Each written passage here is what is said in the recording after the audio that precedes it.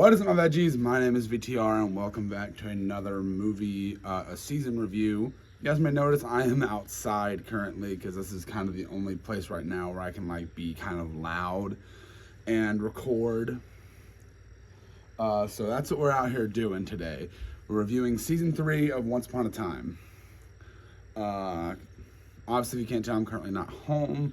And I'm talking about that in the streams and everything about me not being home, but whatever. We're reviewing season 3 of Once Upon a Time because I finished watching it last night, and I really want to go into season 4, but I stopped myself last night. I'm like, okay, we're not going to go into season 4 just yet.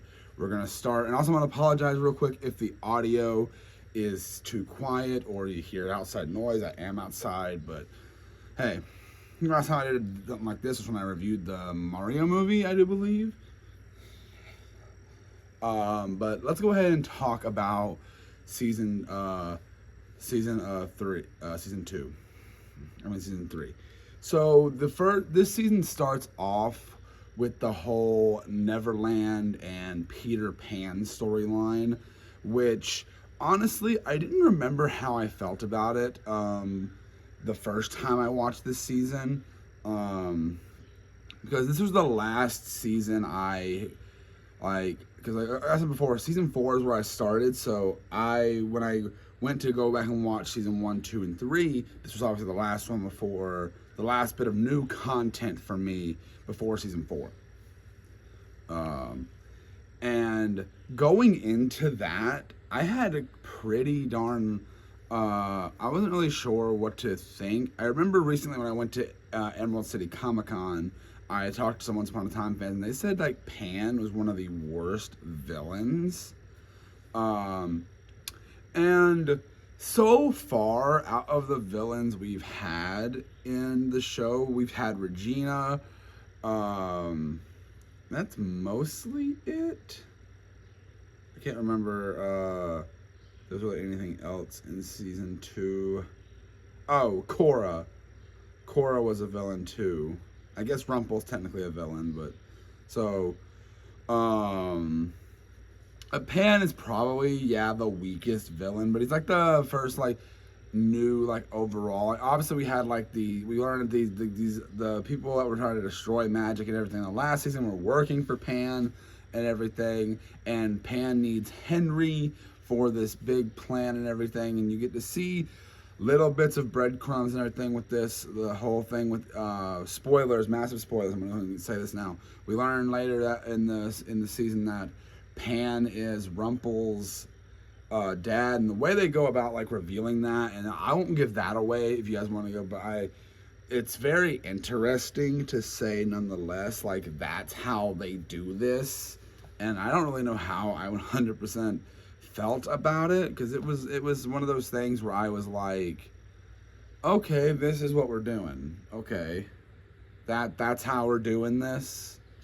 Okay, and there's a really good sacrifice in this season between Rumple and everything that happens. But here's the thing, and there's a very emotional episode in the middle of the season that wraps up the arc of the Pan arc, is what I'll call it. Because the second half of the season is a completely different arc and feels like a completely different season. And we started to see some of the groundwork being set for this new second storyline, because the entire second season is where Zelena comes into play, and we also start seeing Hook's relationship form. We also see another curse enacted. We also see some stuff back in the Enchanted Forest, but it's they lost a whole year of their lives, and we keep flashing back to that year they didn't remember, and the reveals of what happened in that time and how the curse was enacted was interesting. Zelena's overall plan in the season was kind of weak, in my opinion. I was not a big fan of Zelena's plan and her motivation. And I've actually met Zelena's actress at Emerald City Comic Con, so that was pretty cool. I just wanted to bring that up. I don't know if I brought up that I met Hook's actor. And Robin Hood coming into the story and becoming kind of building that relationship with Regina is definitely interesting. And by this arc though gets wrapped up.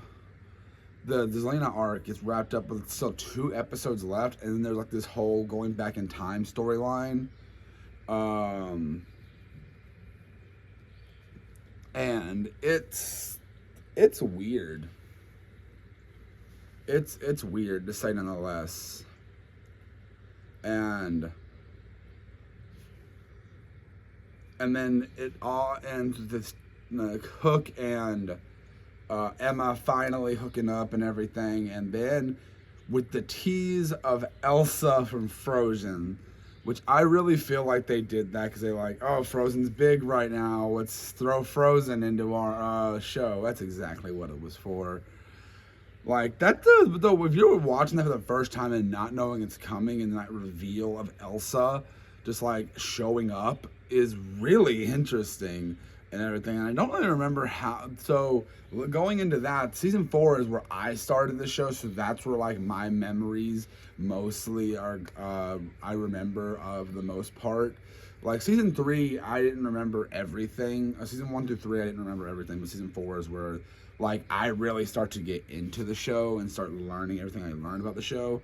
With that being said, though, I honestly thought this season was all right. I think it is. I still don't know which season's weaker, this or the second. I think I like this season a little more. I don't think Pan's a terrible villain. I think that it's really weird that it feels like 2 seasons worth of a story shoved into one season. Like there's 2 different stories that like I feel like you could have fleshed out more. Like obviously I feel like the Pan stuff is a lot more fleshed out and everything, and the Zelena storyline and everything, and knowing what happens later in this, I'm like, okay, well, wait, then how does this tie into that? And then Prince Charming and Snow having another kid, I don't remember if that like rolls into anything or if it applies into anything, but overall this season I think is just kind of okay. It's pretty good, I'd say, actually, but like I think it's better than season 2. I enjoy this a lot more than season 2. Getting to see the dynamic of Emma and Hook build up is actually really good, and then the reveals with Neil in this season, which I will not give any of that away because it is very interesting that they do, and the way they have to bring Rumpel back and everything, and then like seeing Rumpel go through what he's going through in the second half of this season and the first half, that the whole season in general, and then like a reveal of something that he does in the second half is like, what? Why are we doing that? Like not like oh I can't believe they're doing this, but it's like okay, like why? What's the story? Like I'm interested to know. And overall, I just think this season is just fairly decent. I think it's overall just entertaining. I think it's pretty darn well written for the season, and personally, I enjoyed it. I don't think Pan's an awful villain. I think he is the weakest one we've had. I think Zelena even has. Well, I don't know. I don't know if I'd say. I think Pan's whole storyline in his season, that first half, is better than the second half. But I think Zelena is kind of a better villain, but she's also kind of feels a lot like Regina, which I think is the point. And obviously, if you guys don't know, Zelena is supposed to be the Wicked Witch from Wizard of Oz.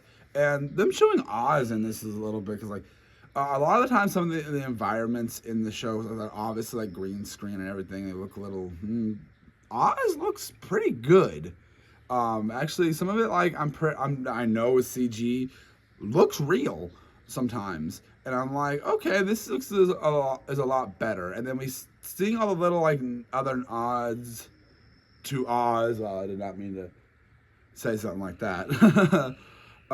It's interesting and everything, and it's a fun it's not a fun episode. It's a fun season, and I really do enjoy it more than season 2.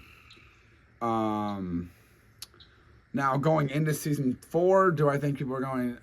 Do I think? I don't. I think people started saying season 4 is where they thought the show was starting to fall off, because the Frozen stuff was kind of meh. It takes a lot of the runtime. But I'll talk on that in season when I review season 2. It's been a while since I've seen it, so I don't really remember. But I can't tell you what critics are. I just like I don't have the stuff pulled up right now. I could have looked it up beforehand, but I can tell you what my rating is personally. I'll give this season a solid 3.5 out of 5. I think it's a solid season. Definitely not as good as season 1, but better than season 2, I'd say, because honestly, I think it was enjoyable. I think this season comes and knocks it out of the park with some parts. There are some bits where I'm like, okay, why are we doing this plot line? Okay, there wasn't really any time this season, at least in the second half, where I was like, I don't want to cut back and forth. There were a few more of that. Like, I think it was kind of worse in some parts in the first half. Where like, okay, can we focus on what's going on? But also, like, a good chunk of the time in the first half of the season, we're barely in Storybrooke. So I guess, like, cutting back and forth doesn't feel as jarring because we're not jumping as back and forth from the real world to fantasy world and everything. So it's not as jarring sometimes. Like, there's still something, like, I will say, it gets annoying keep on jumping back to points where, like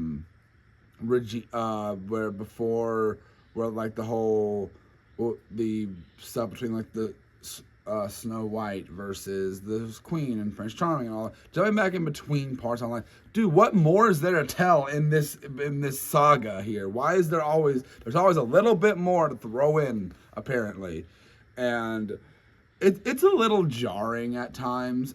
We did get to meet, I don't know if we met her in season 2. No, I met her this season. We met the Little Mermaid, Ariel, in this season, which was a really neat new character thing to throw in. And it was very entertaining. And we get to also see Emma go through start using magic more. She gets this light magic, and which is really cool. And I had to mention there was an episode where like they had Emma and Henry had to leave Storybrooke and their memories, why they had false memories, and it was really interesting to see like how things would have been if Emma never gave up Henry. It's basically a what if scenario, which I think they executed very well. But that's really all I gotta say, guys, for this review. I don't know if I hit 10 minutes. I can't really see the camera time from where I'm sitting, but that's really all I've got to say for this review, though, guys. I really do hope you guys enjoyed this review. I will be getting around to the next season as soon as I possibly can. If this video wanted to be under 10 minutes, I apologize. But yeah, this season was just overall a pretty good one. Like I said, 3.5 out of better than the last season. Not as good, still not as good as season 1. Season 1's gonna be really hard to top. I do remember liking season 3 though, on season 4. But yeah, that's really all I gotta say for this video, guys. Hope you guys enjoyed, and I'll see you guys in the next one. Bye!